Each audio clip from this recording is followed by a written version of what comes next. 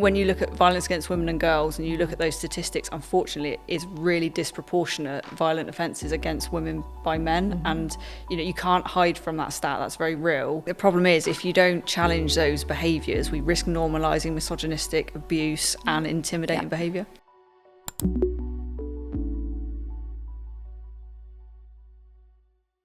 Hello and welcome to the Bristol Girls Can podcast. This episode is all around discrimination and the barriers to women getting active. Joining me today, I've got Caz May from Her Game 2, Rose Green from Avon, Somerset Police, and Bale from SARI. Welcome, ladies. Hope you're well this evening. Very good, thank you. Good.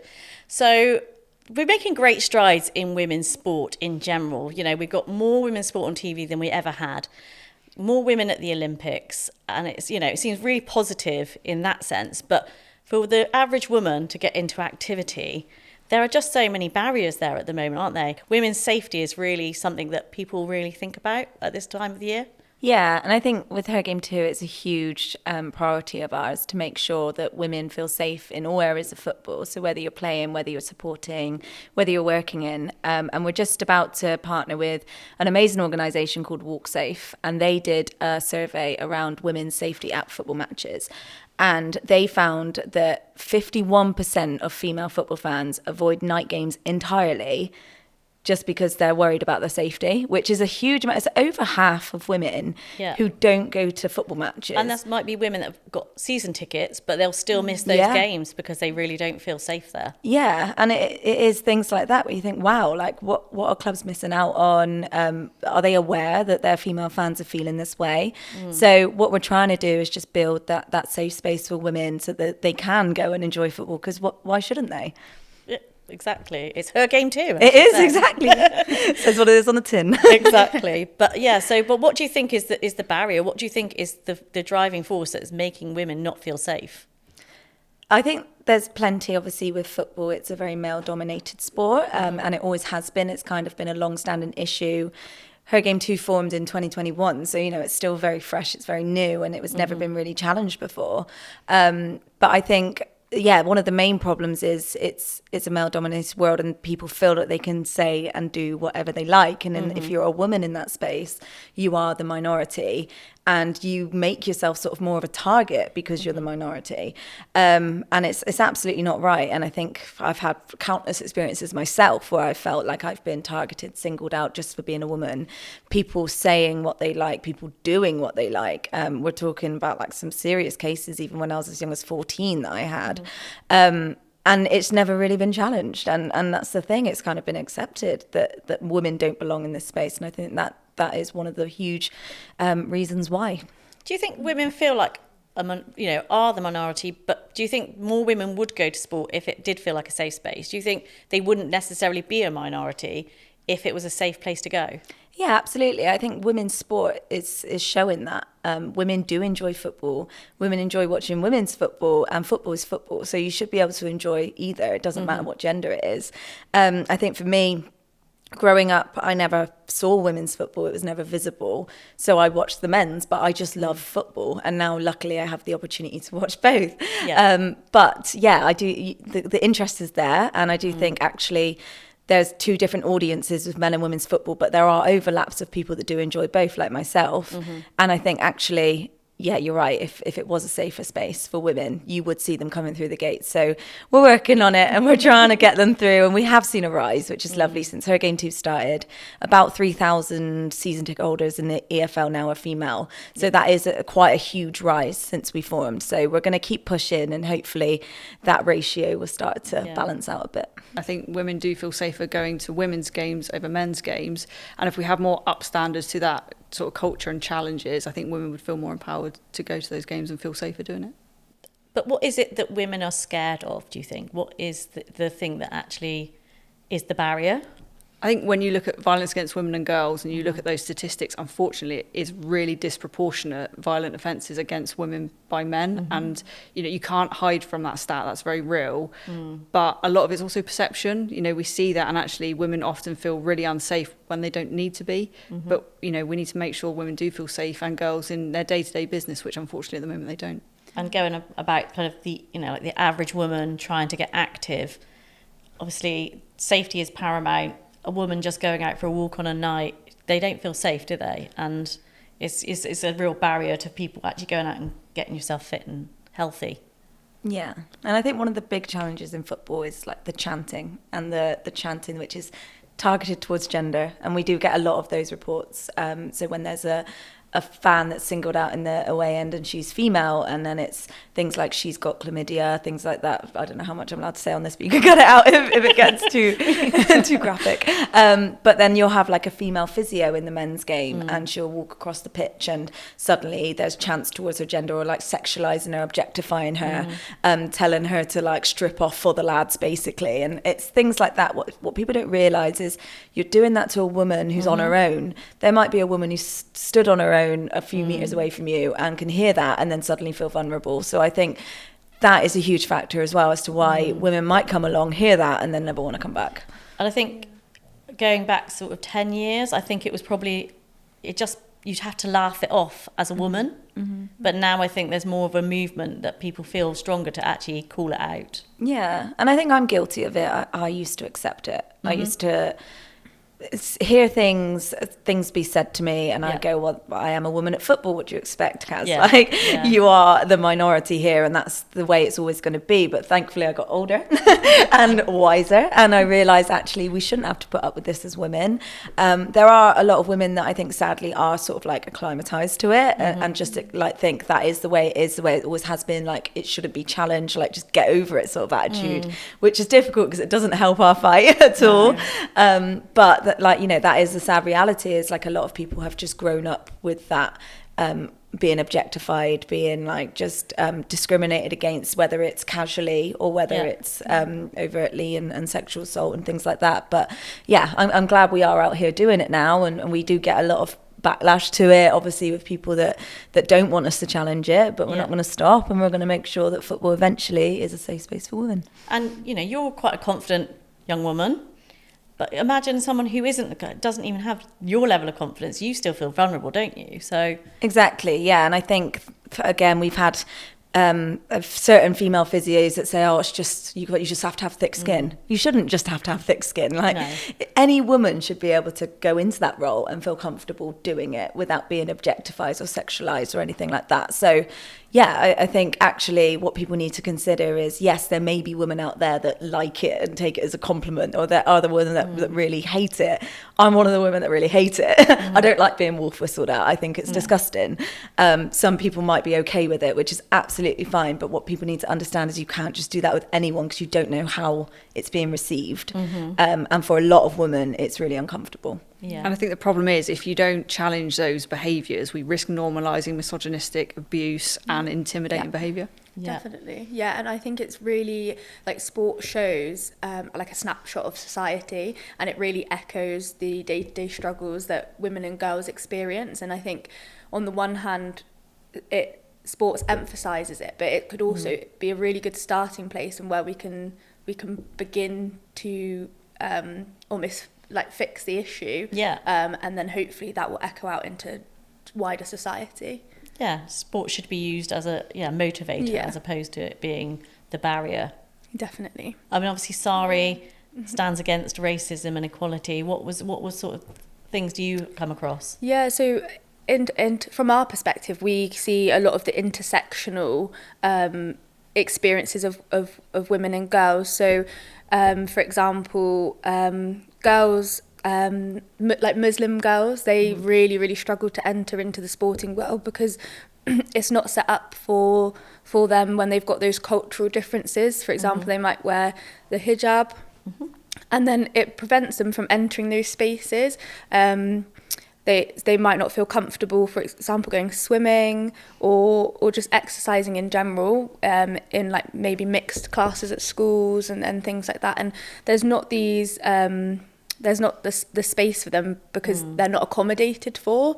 So that's like majorly where we see some issues. And also in our disabled communities, we see like barriers across the board with our disabled communities, but specifically with young girls, they have that like double that double barrier, which is where like the intersectionality comes in. And I think it's just working with all of those protected characteristics that we support, and making sure that they have got the voice to be able to come and report these incidents, which is something at SARI that we would do. We take referrals, and people can report these hate crimes, hate incidents to us, and then we can offer them further support from there. But we don't see it happening enough. We get very few referrals for sports related incidents, and we know it's out there. We know it's happening, whether it's racism in sports or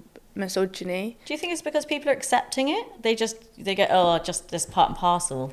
Yeah, definitely. I think that's one of the major factors, is that people, one, they put up with it because they have put up with it for so long, but also because they think, well, what's going to happen? What's going to be done about it?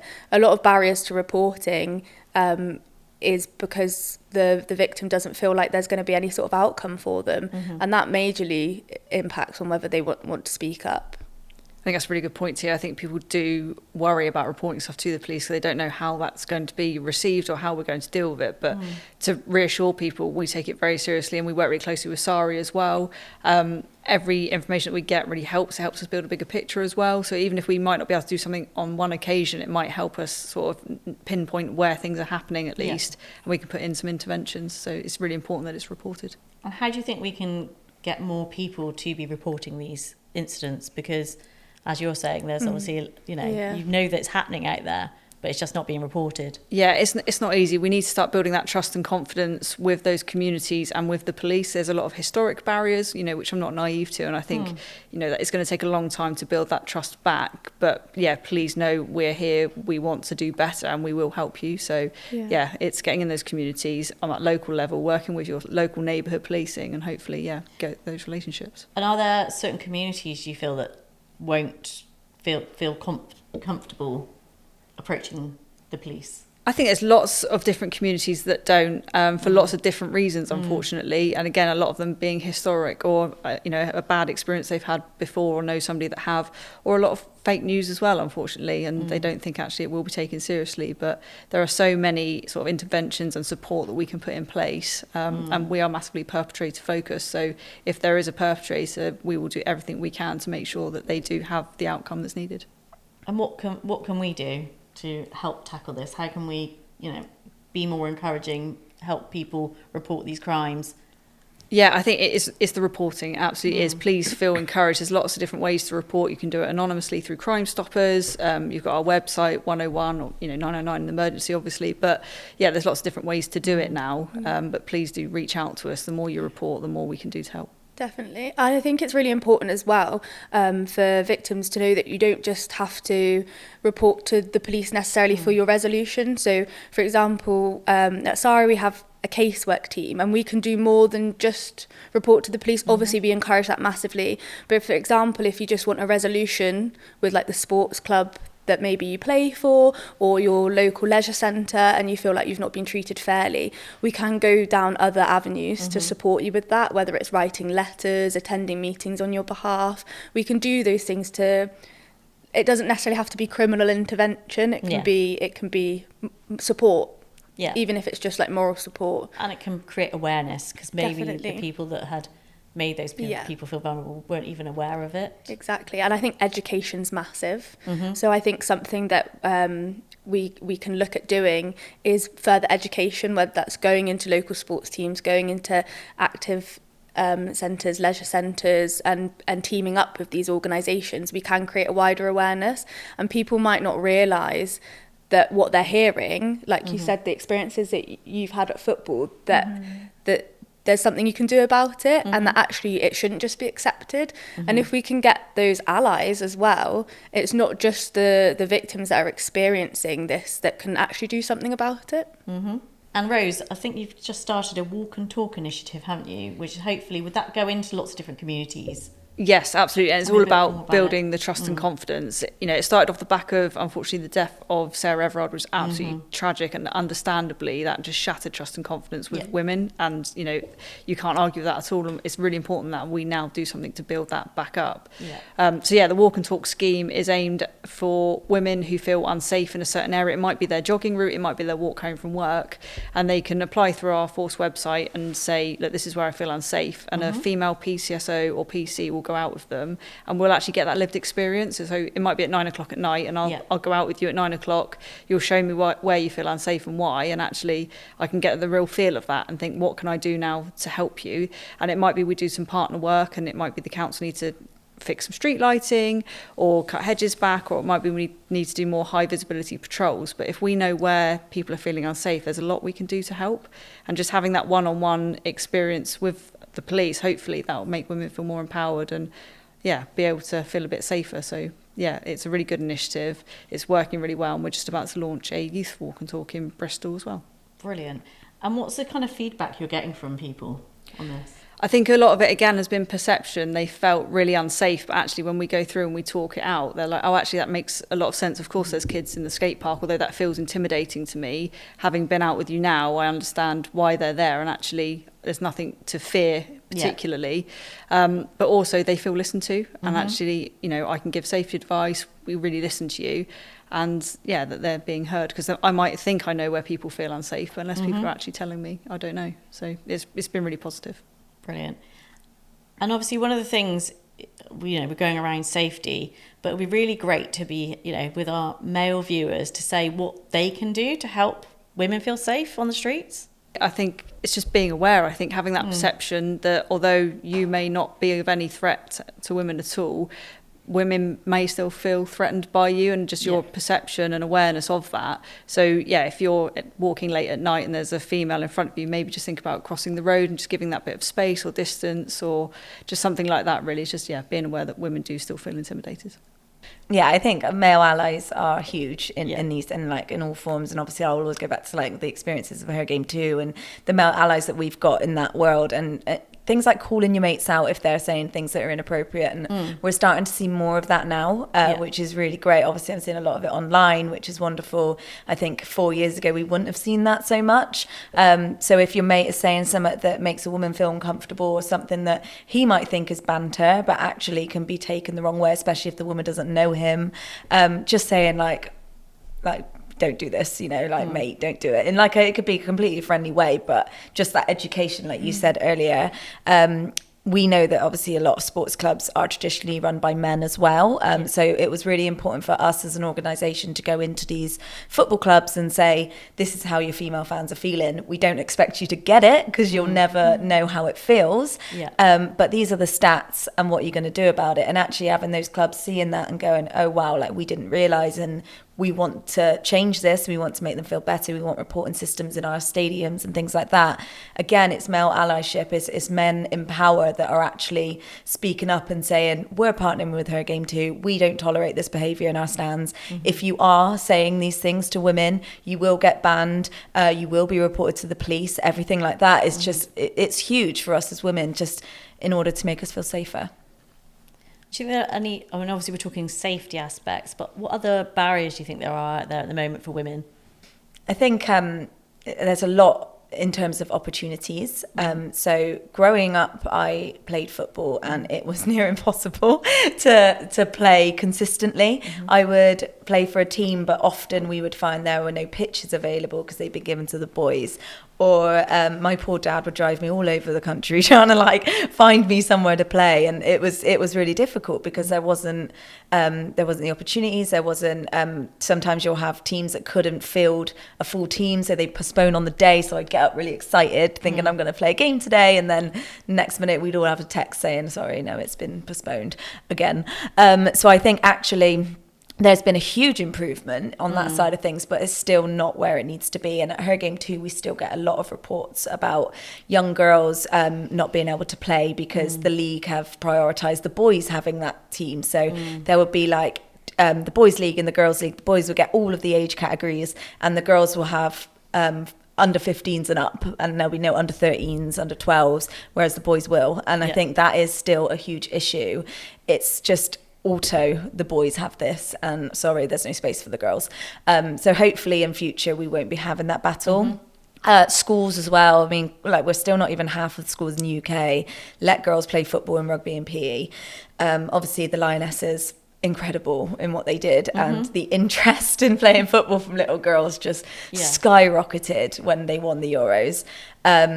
At Bristol Rovers women, I think the interest shot up by 675% in terms of girls registering their interest. Just because of that win. And actually that just goes to show the influence they have on this country and little girls in this country. It's really important that schools give girls those access, because they want to keep progressing. And we have these people that say, oh, it's not the same standard as the men. Well, duh. It's not gonna be, because they don't have that consistent progression like the boys do. They don't have the top facilities. We constantly battle with football clubs to give their women's teams the main stadium, give them the training ground. Thankfully at Bristol Rovers Women we have got there now, but only in the past few months. And it's why is it taken to 2024 to get your women's team given the same opportunity? And also, you know, the game's only been professional for the last 10 years. Yeah. Even then it was probably semi-professional at the beginning of that, wasn't it? So, you know, we're only getting to the point now where the women's game is a professional game.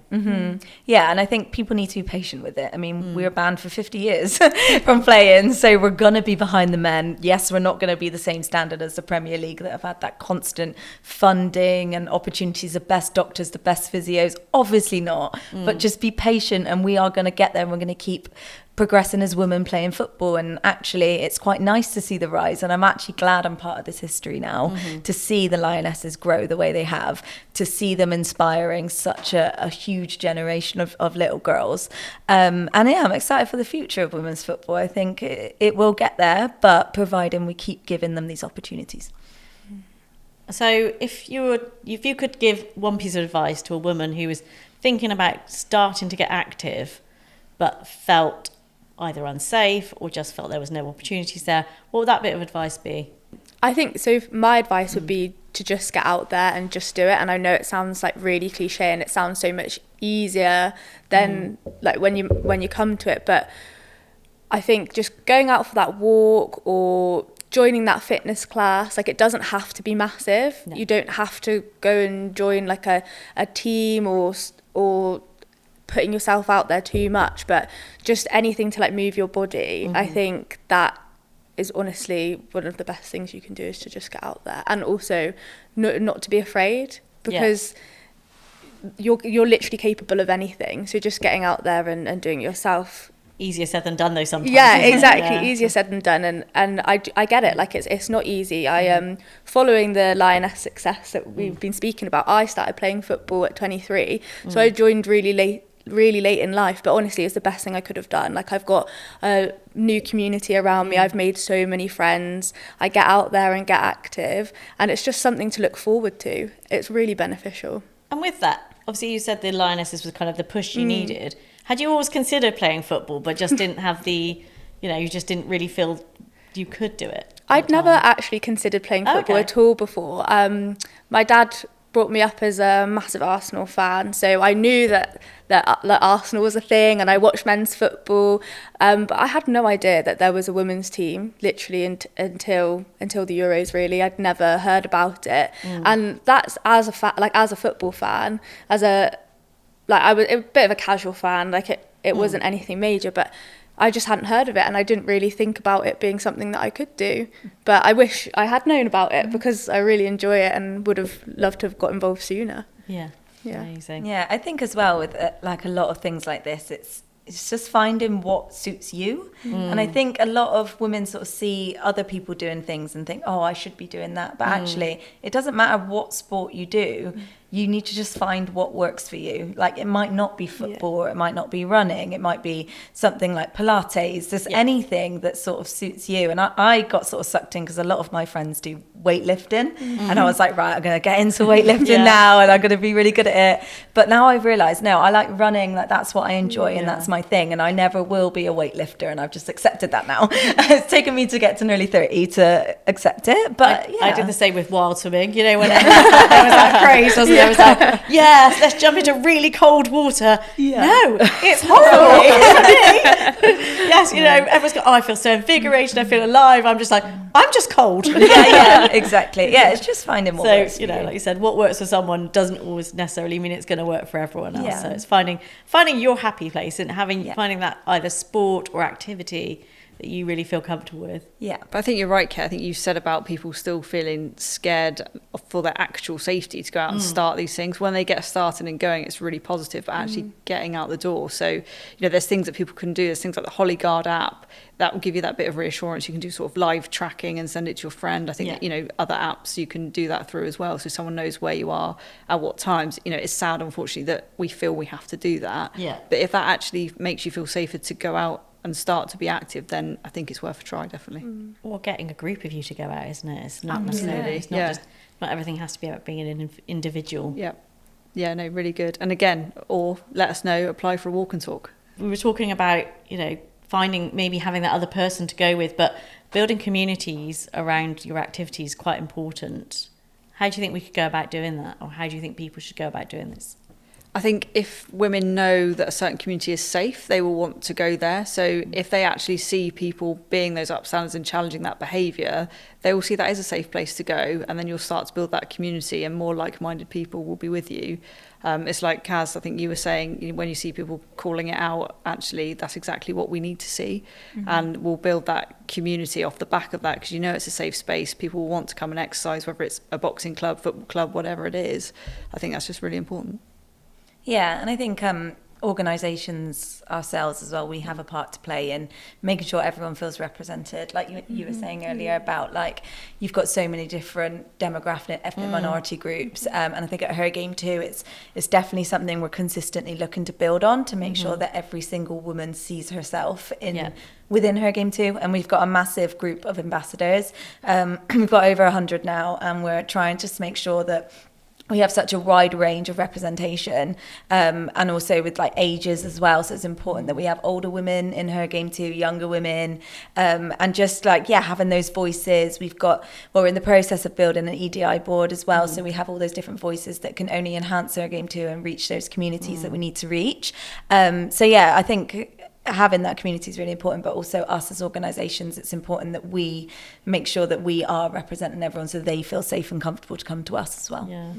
And how is SARI tackling, you know, obviously there are so many communities within Bristol in particular that maybe not feeling that women should be going out and exercising. How do you guys tackle that? Yeah, so we're not specifically sports focused, but we do work with West Sport. And our aim really is for the future is to increase our education and reporting. So we're really looking to get involved with other sports clubs and facilities to try and raise awareness of the barriers and the hate crime and incidents that can come out of sports. I think we really want to sort of emphasise the intersectionality of it all, and that it's not just gender or just someone's race that will impact their experience, and actually it is like really multidimensional.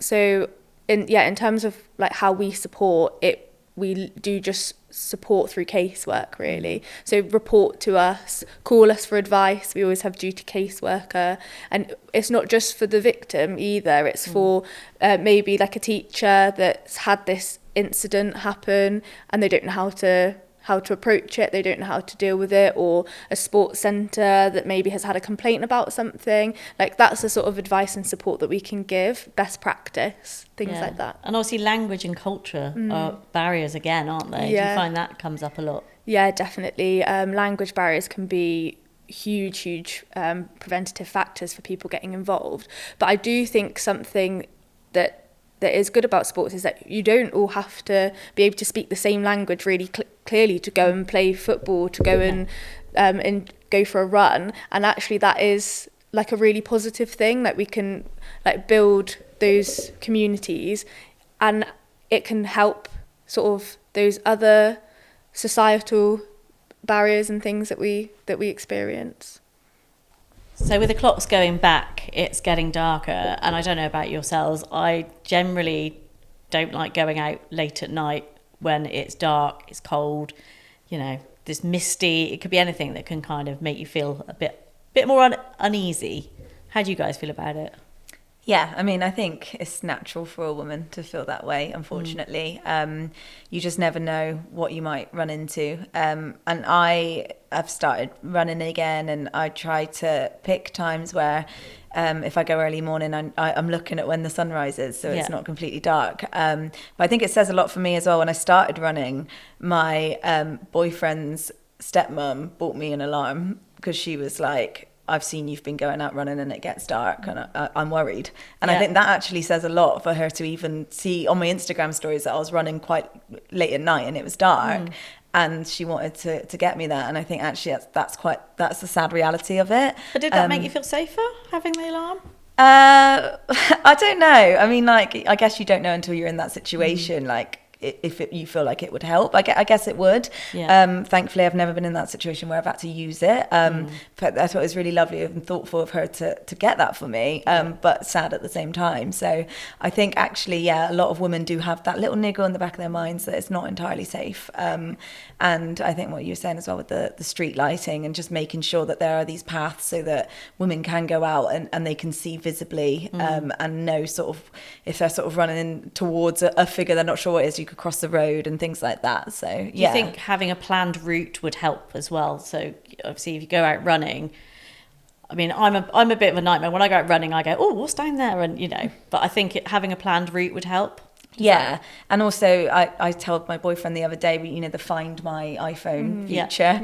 I said, because I missed my morning run that day and I was like, I need to go out because I hadn't completed my goal for the week. I was like, I need to go out. I know it's dark, but track me. And why am I doing that? I shouldn't have to do that, but that is the sad reality. So I would say the fact that I did that, I am one of those women that is a bit concerned for my safety when it gets dark. Yeah. And obviously going back to Rose with her walk and talk initiative, but also is there some other sort of advice you can give people that maybe, you know, don't want to contact the police and get you to come out and go through all that? What would you say about kind of getting out late at night? Yeah, I think and feeling safe. Yeah, again, Caz made a really good point. You've got the personal attack alarms that you can carry with you. It's a deterrent if nothing else, and it might, again, perception. It might make you feel safer carrying that with you. And again, the Hollyguard app, similar apps are obviously out there as well, making sure people know where you're going and what time you're expecting to be back. Not necessarily always doing the same route when you run, but as long as somebody knows the route that you are going, just not to have the same sort of pattern as well is probably a good advice. But even myself as a police officer, you know, I'm quite adequately trained to deal with whatever I come across. However, I still feel slightly anxious going out at night. That will be in my forefront of my mind. And you think, well, if I'm feeling like that, you know, what are other people feeling? Again, which is where sort of walk and talk and the sort of passion behind that came from, because it's really important that women feel safe. You know, we as the police want women and girls to feel safe in their community going about their day-to-day lives, and you know, that we have to make that happen. And obviously Sports England's lift the curfew. Exactly, and it does feel like there is a curfew on us, and that's absolutely not right. So we'll just keep working and hopefully make our communities feel safer to go and do what they want to do. Thank you so much, ladies, for joining me today. Thank you. Thank you very much. Us. Cool. I feel empowered. Yay. That's great, wasn't it?